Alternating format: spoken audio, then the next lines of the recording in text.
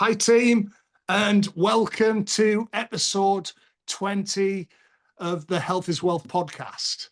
And so, today we're going to be discussing one of the most misunderstood but essential principles in training, and that's called progressive overload. Um, if you've ever felt like your workouts aren't working anymore, or you're training consistently but you're not seeing much changes within your body, and this episode is going to explain why and exactly what to do about it.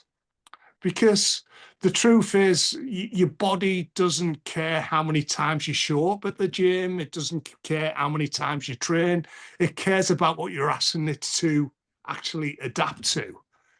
And if you're doing the same weights, the same reps week after week, you're not progressing, you're just maintaining. The goal should be to progress when you can, when you feel it's ready. And that's not going to be every week, because if we progressed every week, we'd all be built like Arnold Schwarzenegger. But that simply just doesn't work like that. So, guys, what I'm going to do, I'm going to hand it over to Gary. Gary's put an amazing presentation together for you. And so, Gary, let's get into it, buddy.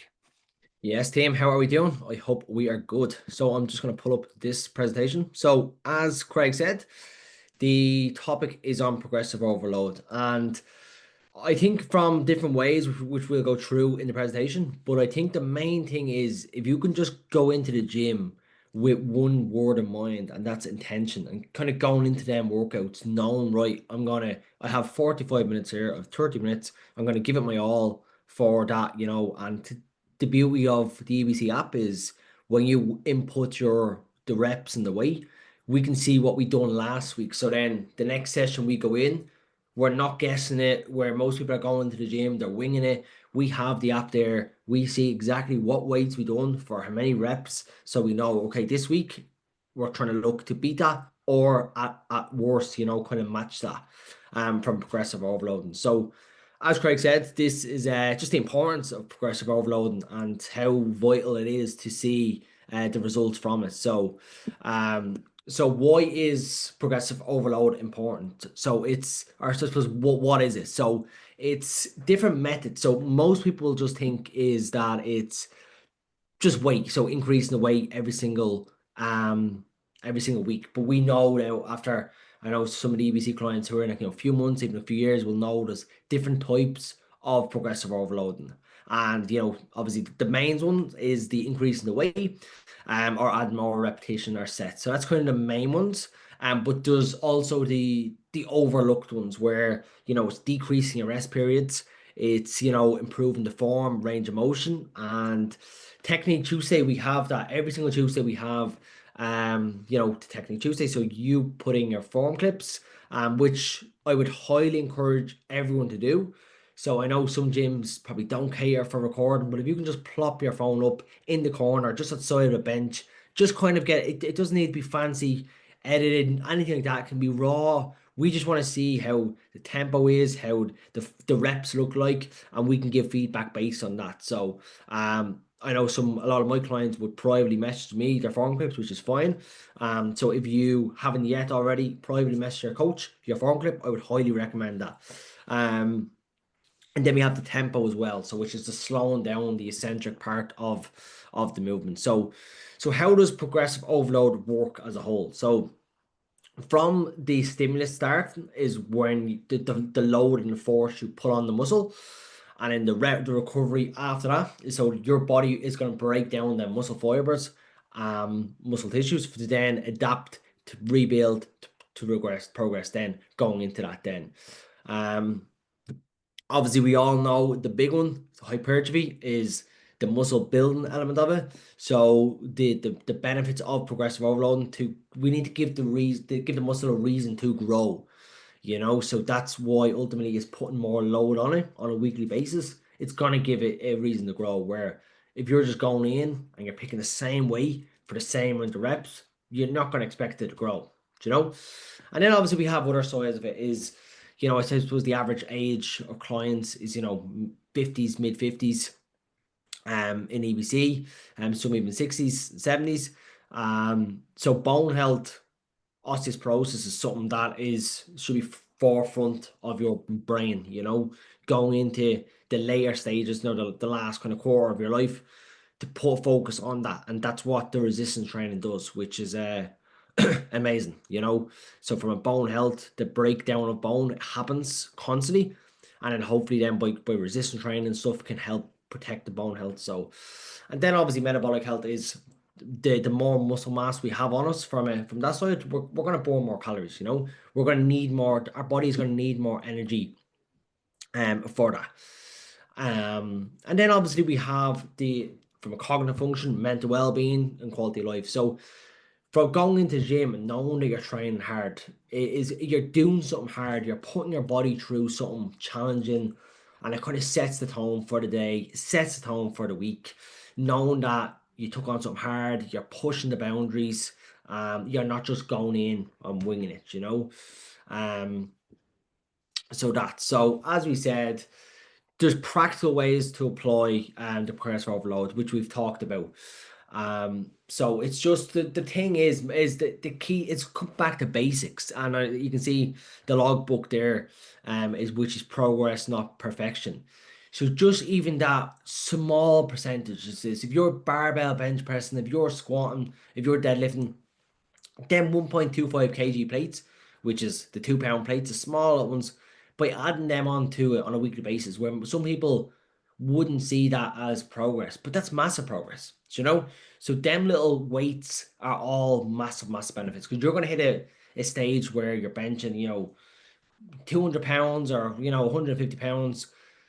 So by adding a 20 pound on each side is not going to be possible. So by adding the 2 pounds each side and doing that for a few reps, a few weeks is going to be key to it, So it really is really slow and steady from a progressive overloading, especially being natural, not enhanced, which most of us are. So knowing that it takes time, it is sometimes it's boring, sometimes it feels this is hard, but this is exactly how it's supposed to be. And from a progressive overloading standpoint, Craig's been training, 20 plus years, myself, a lot of the coaches, and I know some of the guys in here as well. And it doesn't get easier, you just get stronger. The training sessions, they don't get easier. So for anyone starting off new to the program the last 6 months, you might be saying, hopefully, this get easier. If you look at the guys training 20 years, they're still training as hard as you are. So it can be when you flip that perspective as well, it can be a nice thing to reframe them. Like, everyone's in the same boat. There's some days where I go in and it's really, really tough session. I'm really struggling through the reps and I can feel every single rep. Um and it's just part of the process, So it's the importance of having the logbooks and the beauty of the app. Years ago when I used to go training, I used to carry around the logbook, like, I didn't have this fancy app and I wish I did. So here's me with a logbook, and then the odd time I'd lose a pen or forget a pen and you're trying to write it down. So by having the app is your best friend, Um, and then coming on to the mistakes and how to avoid them is progressing too quickly. So using the rep ranges that the coaches have provided for you is going to be key to your success. So what that might look like is your rep range is say 6 to 8 on the barbell bench press. The first week you do 100 pounds at 6. The next week you do 100 pounds at 7. Next week you do 100 pound at 8. When you can get comfortable at the high end of the rep range, increase the weight and then drop down back down to that lower number. Going so that fourth week, you're going to go 110 pounds at 6 reps. That way, in a few weeks, you're now doing 110 pounds for the same amount of reps you did a couple of weeks ago at 100 pounds. So that's the progress in overloading it. Neglect and recovery. So, we all have, we've touched on sleep before on a podcast, ensuring that we're recovering from a sleep aspect. The protein, we're big on protein at EBC from a satiation macronutrient, highest thermic effect of feeding, but also from a muscle recovery slash building process as well. So ensuring you are prioritizing your protein as a whole throughout the day. and not straight, just after the workout, post workout. So that's that. So that it's tracking the numbers. It's known, okay, this is where I am. Being strict on the numbers, recording yourself from an intensity standpoint, and we can see, could you have got one or two more reps in the tank? And I'm going to share something which I probably was hesitant to share at the start. So I'm going to share something that I kind of think as well, which is a bit crazy, but I'm going to say it here. This is a judgment-free zone. When I'm pressing or I'm dumbbell pressing, like sometimes I'd say, well, if I had a gun to my head now and someone's like, you need to do one more rep or two more reps, could I do it? I'm really kind of training with that intensity and trying to get one or two more reps out can be a massive factor as well. So maybe not to that extreme, think that, but or it might work for you. So next time in the gym, think of a gun to your head and see, can you get another one or two reps? And let me know underneath this podcast if it worked or not. So that can be key indicator as well from that. But as I said, recording your sets, send them into the group, showing us how you look from a progression from an intensity standpoint can be key. So key takeaways and actionable steps. So it's starting where you are. So begin with a thorough assessment and knowing exactly what you're lifting, what your form looks like, and then from there establish then, okay, where do I want to go, and then plan that progression. So from there, okay, next week I'm going to add 2.5 pounds onto that part. And celebrating the win. So when we put in that win on Friday, if someone was to say to me, I'm after adding 2 pounds to my bench, I think that's an incredible win. So where most people are like, it's only 2 pounds. It's not. It's a PB. It's a personal best that we're all celebrating here. So make sure you are celebrating them, because when you do hit that 150-pound bench press, you'll be like, hey, what's next? So it really is important to celebrate that along the way. So tracking everything. So making sure we're logging the weights, logging the reps in the app, saving the workouts. So then we know then the next week we can see what you've done. And then obviously the celebrating the milestones at the end. So acknowledge achievements to maintain the motivation and just continuously sharing the wins. And I think sometimes as high performing individuals, we don't really like sharing the wins because what in case it comes across as that, but that's just the only story you tell yourself. I know for a fact anybody who shares the win, other people are inspired by that. And I've had private conversations from the guys, and they're saying, oh, I seen Craig's win, I seen Greg's win, and that inspired me. So going forward, let's celebrate the small wins, let's celebrate the big wins, and let's keep winning together. So appreciate you listening to that little presentation. Hope you took some value. I'd love to know your biggest takeaway down below. So if you can drop your biggest takeaway underneath podcast, that would be much appreciated. So I'm going to hand it over to the boss himself, Craig. Fantastic. Thanks, Gaz. Thanks for that, buddy. Great presentation. So yeah, well, what I'll do as well, guys, I'll share that under the. It'll be shared under the podcast, so which you'll see it before you probably watch this. But anyway, so I mean, the key takeaways from what like Gary went through there that I feel that needs to be explained is the main thing: we should never ever sacrifice form. Because when you sacrifice form, not only is progress slower, but also potential injuries. And this is something we don't want. And it's funny because when I was in USA last week or the week before, I can't remember what it was. I was talking to a guy in a restaurant. He was asking a few questions, and something that like really got me thinking on what he was on about was like he was saying he progresses every week with weight.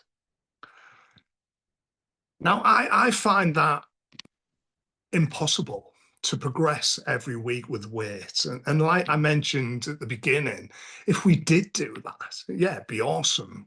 We'd all be built like Arnold Schwarzenegger or Lou Ferrigno or whoever, but it just doesn't happen. And I don't want you to get, discouraged because of that, and for example, I've been on the same and I'm very frustrated. I've been on the same bench press weight now, and I'm not exaggerating here, for 9 months. I look back and I haven't progressed on that in 9 months. But what I've done is focus on perfecting my form, slowing the movement down, you know, and this is all progressive overload because it will cause a stimulus that will build muscle, you know. And Greg, did you have anything to say, or did you? Yeah.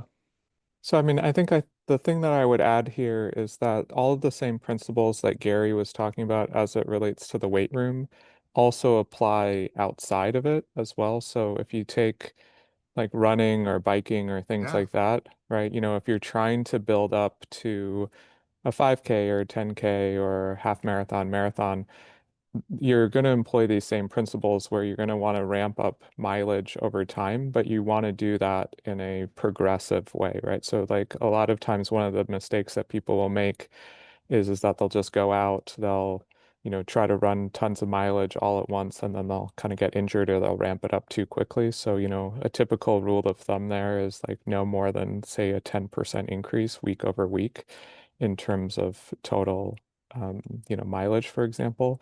But, to Gary's point, like if you're not stressing the body a bit or you're not kind of pushing the limit, then like the body doesn't find a need to, respond to that, right? Or to continue to improve performance. So, think about it in that context. And then just to maybe reinforce one thing that Gary said, I was in the gym at one point. I was doing the leg press machine. I think I had, I don't know, 300 pounds on it or something like that. And I went and I put like 2.5 pound plates on either side. Like I added 5 pounds to it. And this like random guy I didn't even know like walked by and he was like, "What is the point of that? Like, why are you even doing that?" Right? And I was just like, it's like a little bit harder, right? And it's like just, a little bit harder than it was like the last time. And, and to Gary's point, like that particular time, it was like a PB for me because I was just like, well, like, let me just see if I can push it a bit. Even though on a percentage basis, it was like, I don't know, a 1 or 2% increase in weight. And so you could kind of argue that it was like not that meaningful. But like that's how you progress, right? At least that's how I've progressed, where it's just like you add 5 pounds, and then before you know it, you're up 10 pounds from where you were, and then you're up 20 pounds, and then, like a year goes by and you're like, oh man, like I'm up like 25, 30 pounds or whatever in terms of like, what I'm doing on this exercise, right? Or I'm like, before I could only do 6 reps and now I can do 8 or I can do 10 or that kind of thing. And it's just like you get there like one step at a time. And like it's just there's a certain degree of, there's a person that I think some people might be familiar with, Andy Frisella. He's like got the Live Hard program and things like that. Um, but one of the things that he talks about is this concept of aggressive patience, which is the aggressive part of it is that you're just constantly pushing and you're constantly trying to get better. You're constantly trying to, improve. But then the patience part of it is recognizing that like these things just take time, right? And, like, so if you want to get to that goal, you know, you're going to still have to build up in these increments and steps, kind of progressively. But if you just kind of keep pushing it a little bit, eventually you're gonna get there if you have that mindset. So I've found that to be true in my training. So. excellent. Thanks. That was great, Greg. Thanks for sharing, buddy. And yeah, and it's important, because I know when a few clients I speak to, and sometimes they say, I don't get sore anymore, but it's, and I always tell them, we don't really chase the soreness, we chase the data, and because if you are progressing, if you are following the principle of progressive overload, eventually you will get the soreness. But I don't want you. The difference is when you start a new program with different exercise, it does cause another stimulus where you will get soreness, you know. But when you're doing things over and over again, which is called the repeated bout effect, your body gets used to it. Your body gets used to that. So the soreness will subside. So I don't want you to chase soreness. Focus on the data. Focus on getting that extra 5 seconds on the plank. This is all progressive overload. Okay, so anything else from you, Gaz? Or are we good? No, Greg? that's everything from my end. Just yeah, maybe if some of the clients even watch it back after really, because there's a lot of stuff there from different types, so there's a bit more detailed one. So looking forward to seeing people's form clips on Technique Tuesday.